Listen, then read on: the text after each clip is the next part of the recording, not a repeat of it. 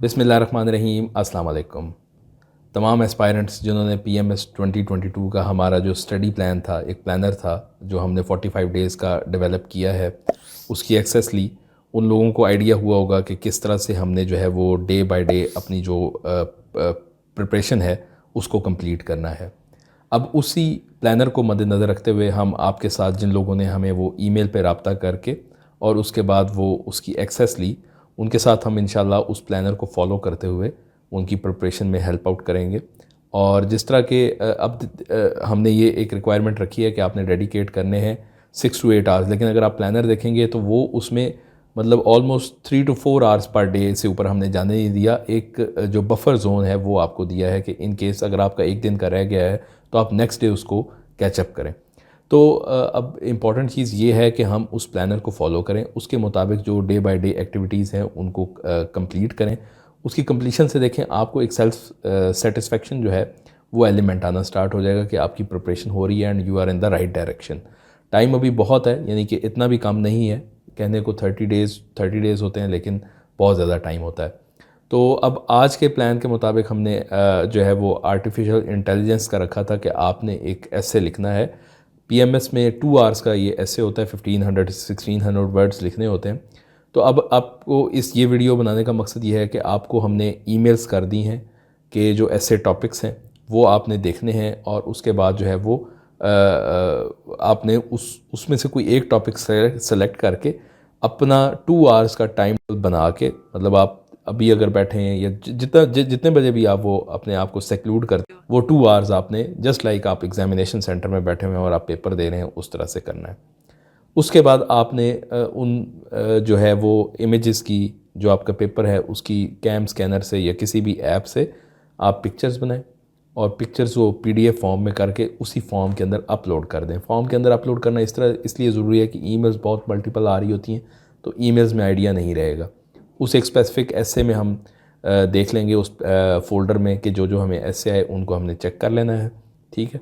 अब कुछ लोगों को हो सकता है वो हमारी ईमेल ना रिसीव हुई हो, जिसके हवाले से मैं ये वीडियो बना रहा हूँ कि वो ईमेल्स प्रॉबेबली, मतलब आपका अगर आपका जीमेल ओपन है तो अगर आप अपने जीमेल पे जाएंगे तो लेफ़्ट साइड पे आप देखेंगे तो यहाँ ये स्पैम का एक फ़ोल्डर होता है, वो ईमेल आई होगी और उसको आपने जब ओपन करना है तो मार्क एज सेफ़ आपने कर लेना है और फिर वो आपके इनबॉक्स में आ जाएगी। तो इनबॉक्स में आने के बाद जिस तरह हमने ये, हमारे पास भी वो स्पैम में थी तो हमने उसको इनबॉक्स में किया और उसके बाद अब हम ओपन करते हैं कि ये वो ईमेल है जो हमने आपको भेजी है। और इस ईमेल को अगर आप देखेंगे तो इसमें ये हमने लिखा हुआ है कि स्टडी प्लान है आपका, सबमिट योर एसे। इसी तरह जो ऑनवर्ड भी जो आपके मॉकअप एग्ज़ाम है वो भी कोई तकरीबन इसी फॉर्मेट पे आपको मिला करेंगे, ठीक है। तो सबमिट योर एसे करें तो यहाँ पे आप इस फॉर्म के अंदर चले जाएंगे। अब इस फॉर्म को देखते हैं कि आपने किस तरह से वो करना है। ये आपका वो फॉर्म है और इसमें आप देखें कि हमने ये लिखा हुआ है कि एनालिटिकल एसे, जिस तरह का आपका पीएमएस का क्वेश्चन होगा उसी तरह का 2 आवर्स 100 मार्क्स का ये पेपर होगा। और ये हमने एसे के टॉपिक्स लिखे हैं, तो टॉपिक्स आपके साथ डिस्कस कर लेते हैं। आपने से इनमें से किसी एक टॉपिक के ऊपर काम करना है, 2 आवर्स डेडिकेट कर लेना है। इस वीडियो को देखने के बाद कोई और इंटरवेंशन नहीं होनी चाहिए, इंटरप्शन नहीं होनी चाहिए, शीट्स आपके पास होनी चाहिए। रजिस्टर में से शीट्स निकाल लें, अपने आप को एक मतलब 7-8 शीट्स और पेन के साथ सेपरेट कर लें, ठीक है। इसके अलावा कोई आपके पास हेल्पिंग मटेरियल, मोबाइल फ़ोन अपना ऑफ़ कर दें और तकरीबन यानी कि आपको जस्ट लाइक एक एग्जामिनेशन सेंटर वाला माहौल है वो आपने डेडिकेट कर लेना है। एक टॉपिक है the future of artificial intelligence. जिन्होंने पीएमएस लास्ट ईयर दिया उनको आइडिया होगा कि ये ऐसे में था। The role of artificial intelligence in economic development, can artificial intelligence be embedded in Pakistani education system और the ethical implications of artificial intelligence. तो आप इनमें से कोई एक चूज़ करेंगे अभी ऐसे लिखने के लिए। लेट्स सपोज मैं करता हूँ role of artificial intelligence in economic development, और फिर उसके बाद नेक्स्ट काम मैंने ये करना है कि मैंने ऐड फाइल करनी है। ये आप उस वक्त जब आपने टॉपिक्स देख लिए हैं तो ये काम आप अपना ऐसे कंप्लीट करने के बाद करें, 2 आवर्स के बाद करें, ठीक है। आपने टॉपिक सेलेक्ट कर लेना है और ऐड फाइल कर लेनी है। ऐड फाइल करने के बाद वो आपको प्रॉम्प्ट करेगा कि अपनी फ़ाइल अपलोड कर दें। आप मोबाइल से भी कर सकते हैं, आप सिस्टम से भी कर सकते हैं, ब्राउज़ में जाएंगे, फाइल्स में जाएंगे तो वो आप फाइल सेलेक्ट करेंगे, सबमिट कर देंगे, आपका एसे सबमिट हो चुका होगा। ठीक है, ये आउटलाइन नहीं बनानी, आपने कंप्लीट एसे लिखना है। ठीक है, पहले हमने शायद प्रैक्टिस के लिए कहा था कि आप आउटलाइन बनाएं सिर्फ, लेकिन अब आपने आउटलाइन के साथ साथ एसे भी लिखना है 1500-1600 वर्ड्स का। तो जितने लोग ये करवाएंगे उनके लिए एक बहुत बड़ी लैंडमार्क अचीवमेंट होगी, क्योंकि आप जो पीएमएस के एस्पायरेंट्स हैं, सीएसएस के एस्पायरेंट्स हैं, वो by the day of examination तक कोई भी एक ऐसे भी नहीं लिख पाते, प्रैक्टिस नहीं होती। एकेडमीज़ में भी कहा जाता है, और बहुत सारे हमारे जो चैनल के मतलब लोग हैं जो अटैच्ड हैं इस चैनल के साथ, वो लोग एकेडमीज़ नहीं जाते। तो इसलिए हमें और भी ख्याल करना पड़ता है कि हम तमाम ऐसी चीज़ें लेके आएँ जो कि एकेडमीज़, जो लोग एकेडमीज़ में नहीं जा रहे और वहाँ पे जो चीज़ें मिलती हैं वो यहाँ पे फ्री ऑफ कॉस्ट अवेलेबल हों। तो ना हम आपको ज़्यादा वीडियोज़, नोट्स और बुक्स में उलझाना चाहते हैं, क्योंकि they are all time taking things. आपके पास स्पेसिफिक टू द पॉइंट चीज़ें होनी चाहिए, आपने बस उनको ही पढ़ना है। वो एक इसमें एक बहुत ही अहम टिप है, वो ये है कि आप बजाय ये कि 10 किताबें, 10 नोट्स, 10 मटेरियल या 10 वीडियोस देखें एक ही टॉपिक के बारे में, आप एक टॉपिक के बारे में एक वीडियो को 10 बार देख लें। उससे ये फ़ायदा होगा कि जो चीज़ आपने वो हासिल करनी होगी वो आपके दिमाग में पक्की बैठ जाएगी। तो इसी तरह जो हम आपको एसेस की आउटलाइंस बनवा रहे हैं या जो अपना एसेस लिखवा रहे हैं, उससे प्रैक्टिस ये होगी कि कुछ ना कुछ ऐसे के टॉपिक 7, 8, 9, 10 वो आपके कवर हो चुके होंगे। तो एग्ज़ामिनेशन में से आपको पता है, आप ख़ुद भी यहाँ पे मतलब बैठ के गेस कर सकते हैं कि कौन सा ऐसे आने जा रहा है या किस किस टॉपिक से रिलेटेड आने जा रहा है। ये बंदा 3-4 पिछले साल के पेपर देखे तो आइडिया हो जाता है। इसमें कोई बहुत ज़्यादा रॉकेट साइंस नहीं होती, असल आर्ट है लिखने का। अब लास्ट ईयर जिस तरह ग्लोबल वार्मिंग आ गया, हर बच्चे ने तैयार किया हुआ था, लेकिन सारे क्या पास हुए?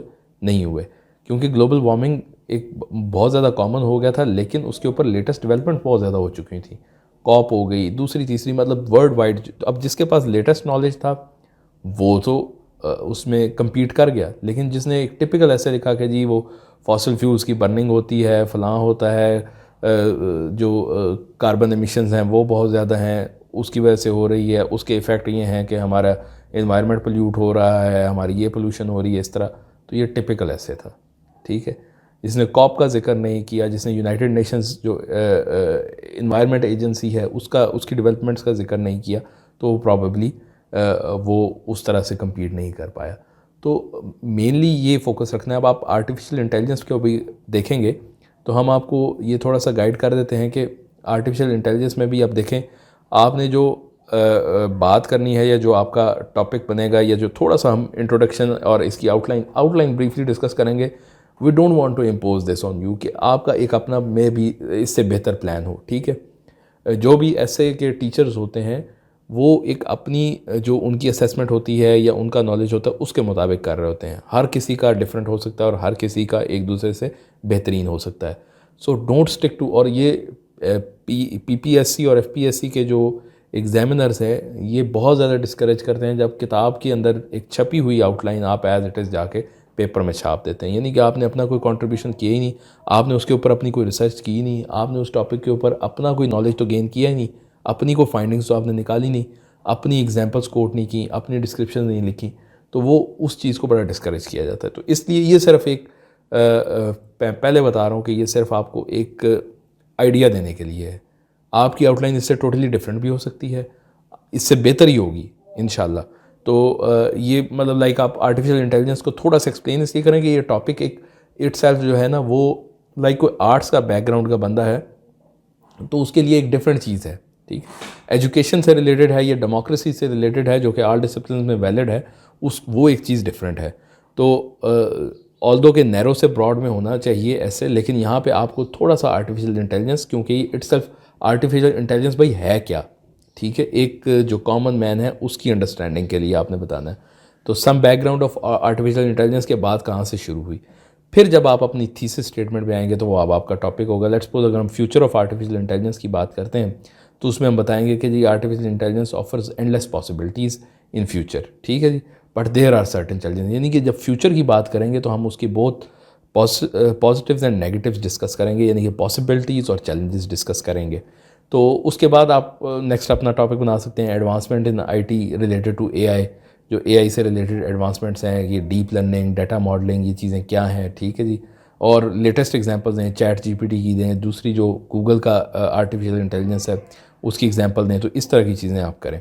इसी तरह अपॉर्चुनिटीज़ एंड चैलेंजेस को आप बेशक सेपरेटली भी डिस्कस कर सकते हैं, 4 पॉइंट्स अपॉर्चुनिटीज़ के, 4 पॉइंट्स चैलेंजेस के।